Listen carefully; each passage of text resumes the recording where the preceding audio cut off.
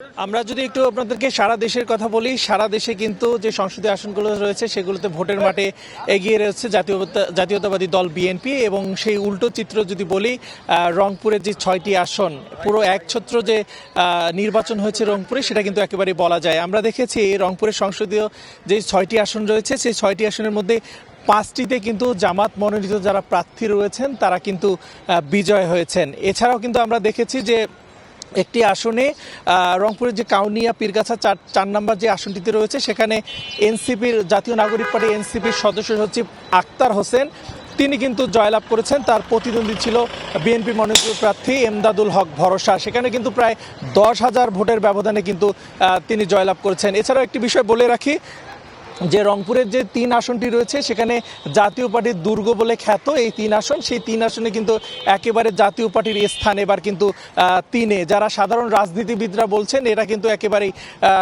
হারিয়ে যাওয়ার একটা অবস্থা হয়েছে জাতীয় পার্টির রংপুর 3 আসন থেকে।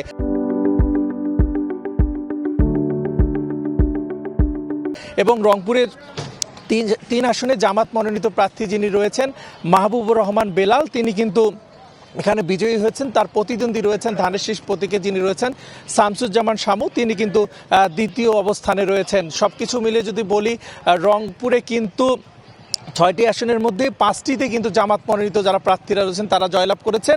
এবং 11 দলীয় জোটের যিনি রয়েছেন জাতীয় নাগরিক পার্টির এনসিপি মনোনীত সদস্য সচিব, তিনি সহ মোট 6 জন, বলা চলে 6 জনই কিন্তু আসলে জয়লাভ করেছেন। এছাড়াও আমরা দেখেছি ঠাকুরগাঁয়ের 1 আসন রয়েছে জাতীয় বিএনপির যিনি মহাসচিব রয়েছেন মির্জা ফখরুল ইসলাম আলমগীর, তিনি কিন্তু জয়লাভ করেছেন। সব কিছু মিলে কিন্তু একেবারে রংপুরে আমরা দেখেছি 6টি আসনে একছত্র যে একটা নির্বাচন সেটি হয়েছে।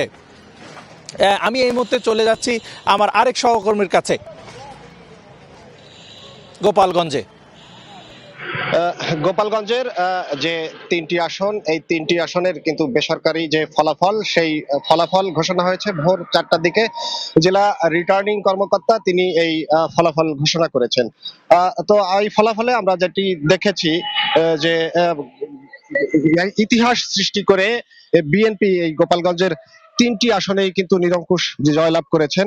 আমি যদি একটু ফলাফল বলতে চাই, যে গোপালগঞ্জ 3 আসন, সেটি দুঃখিত, গোপালগঞ্জ 1 আসন, যেটি মুকসুদপুর এবং কাশিয়ানীর একটি অংশ নিয়ে গঠিত। এই আসনটিতে ধানের শীষের প্রার্থী মোহাম্মদ সেলিমুজ্জামান সেলিম, তিনি 71,579 ভোট পেয়ে বিজয়ী হয়েছেন। তার নিকটতম যিনি প্রতিদ্বন্দ্বী তিনি হলেন কাবির মিয়া, যিনি গণ অধিকার পরিষদ থেকে ট্রাক প্রতীক নিয়ে নির্বাচিত হয়েছেন। তিনি ভোট পেয়েছেন 54,464 ভোট। এছাড়া গোপালগঞ্জ 2 আসনে জয়লাভ করেছেন বিএনপি প্রার্থী, তিনিও কিন্তু বিপুল ভোটের ব্যবধানে এখানে জয়লাভ করেছেন। তো আর কোটালীপাড়াতে গোপালগঞ্জ 3 আসনে যিনি জয়লাভ করেছেন তিনিও বিএনপির প্রার্থী এস এম জিলানি, তিনি কিন্তু তিনিও বিপুল ভোটের ব্যবধানে জয়লাভ করে ইতিহাস সৃষ্টি করেছেন। আর গোপালগঞ্জে এই ছিল আমার কাছে নির্বাচনী যে ফলাফল, সেই ফলাফলের সর্বশেষ তথ্য।